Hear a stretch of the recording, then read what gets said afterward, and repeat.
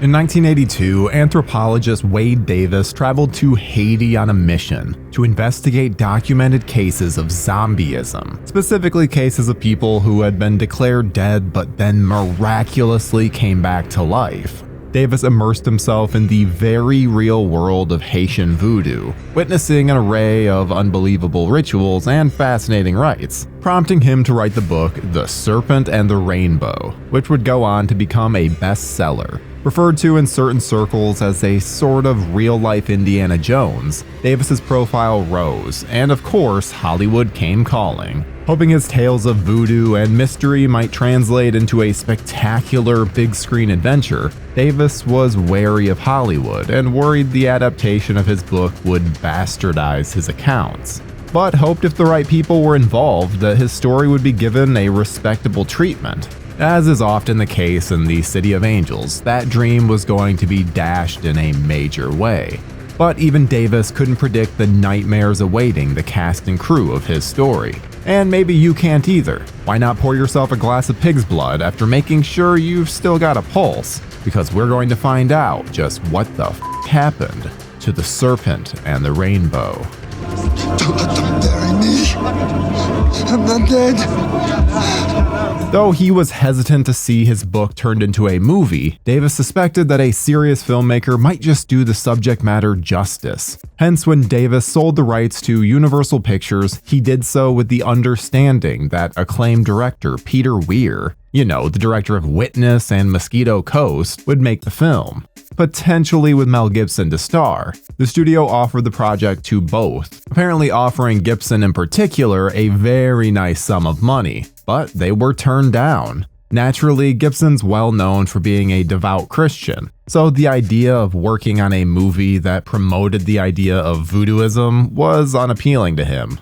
The producers had the inspired idea to bring it to Wes Craven, who at the time was having a feud with New Line Cinema over Nightmare on Elm Street profits, and still reeling after a poor performance making Deadly Friend. The director was looking to shape up his career and take it down a more serious path, even though he naturally realized that horror was now his bread and butter, and likely always would be. Reading The Serpent and the Rainbow, Craven realized that he could have his cake and eat it too with the subject, which dealt with inherently spooky subject matter, but in a serious way. It could be the thinking man's horror film. Craven agreed to make the movie after reading the book. Understandably, this news made the book's author concerned that his work was going to be turned into just another Hollywood fright fest. Though he was paid well for the rights, Davis instinctively knew the studio's worst instincts could take his serious approach to the topic and give it a Freddy Krueger treatment. As he said in an interview before the movie's release, when Hollywood saw zombies and voodoo, they thought Night of the Living Dead. Add to the fact that Davis hated with a passion a recent Hollywood set film in the world of voodoo, Alan Parker's Angel Heart, a movie Davis thought made the religion appear inherently linked with evil. The first drafts of the script were problematic, according to the author that is, with typical horror movie cliches littered throughout. But as the writers and director further immersed themselves into the Haitian culture, the drafts gradually improved. As Davis put it, they became imbued with the surrealistic nature of the culture the more that they were exposed to it.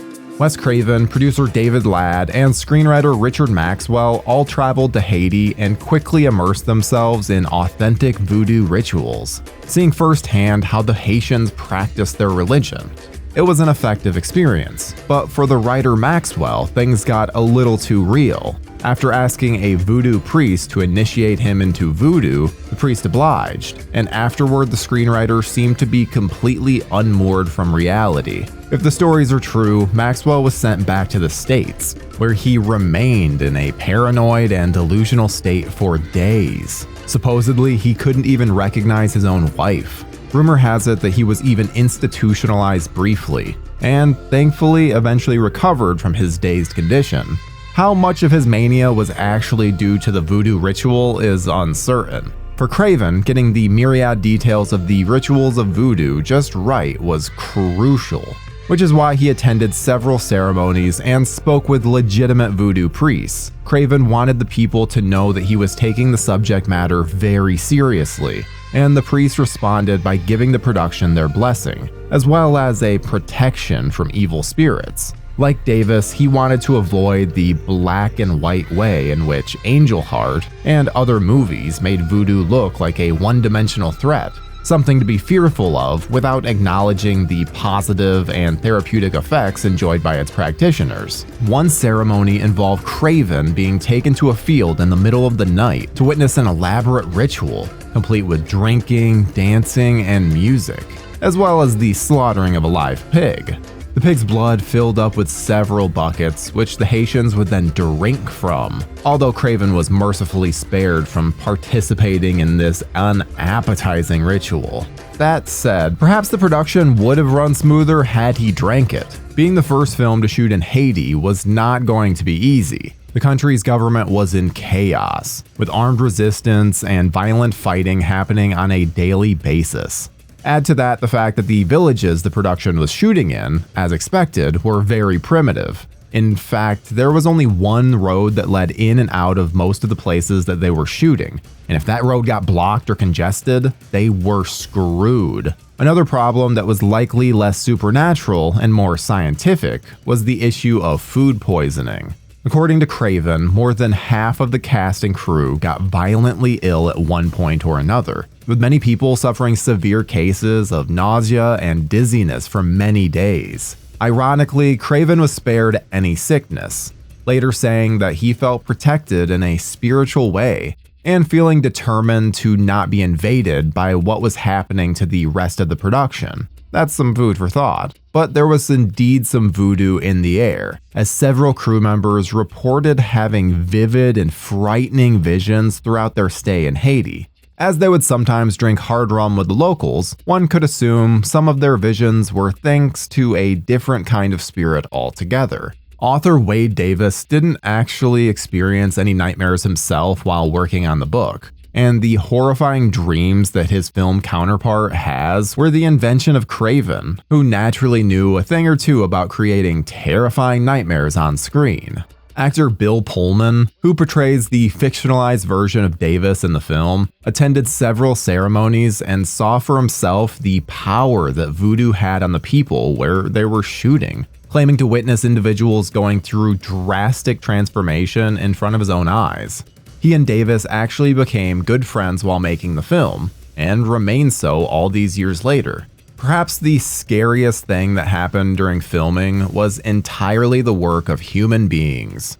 At several different points in the movie, Craven assembles an impressive number of extras to reenact genuine voodoo ceremonies, extras numbering in the low thousands.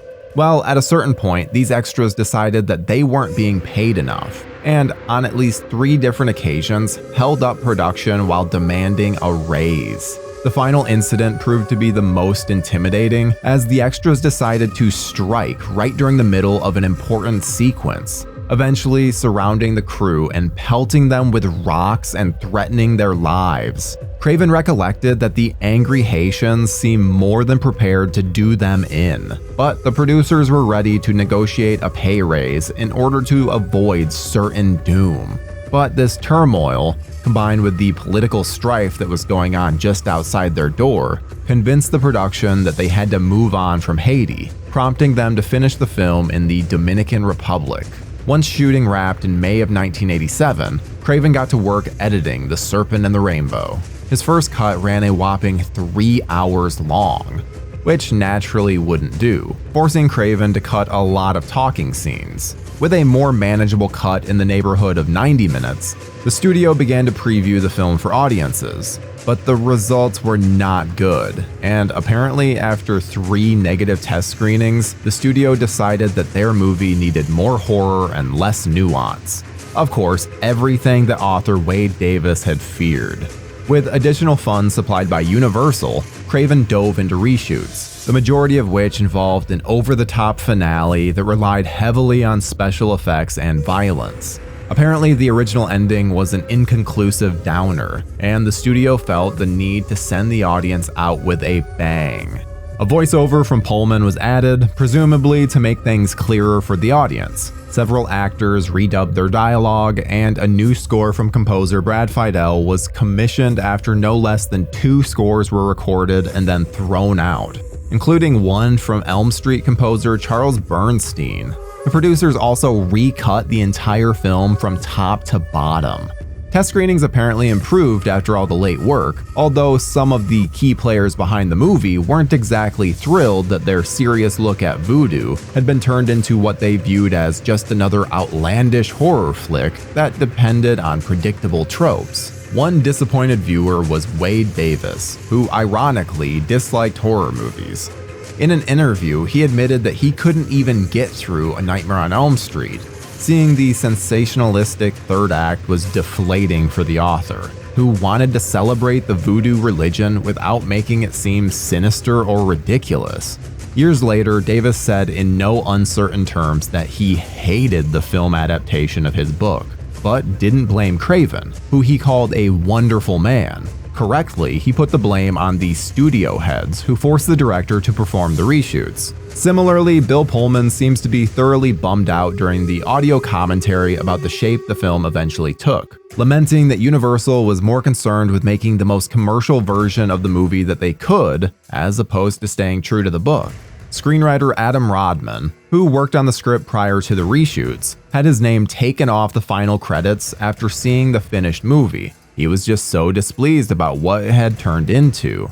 He used an alias, A.R. Simone, which is a play on an Arabic word for a wind of poison, or hot wind that blows. The fact that this would have been his first screen credit further underlines how much he resented the film. Originally planned for a January 1988 release, The Serpent and the Rainbow came out a month later on February 5th, thanks to the extra work put into it. The film opened at number 2 with a respectable $5 million, on its way to a domestic total of just under $20 million. With the film's budget in the $10 million range, it would have appeared to have broken even at the box office, but a healthy life on video and subsequently on cable ensured that this Serpent eventually scared up some profits. But what of its overall legacy? Though the arguments that its third act is silly and ill-fitting with the rest of the film are understandable, there's no doubt that there's an undeniable authenticity and drama to the events that Craven depicts. It's a never less than compelling tale, filled with memorable imagery and imbued with a truly spooky atmosphere that is hard to shake off. After Serpent and the Rainbow, Craven returned to more familiar territory with Shocker. And though of course he found his greatest success years later with the Scream films, he never made as far out of a movie as Serpent and the Rainbow again. And it's a shame, because Craven clearly had it in him to make something different, even if, like the majority of his films, it had a true heart of darkness.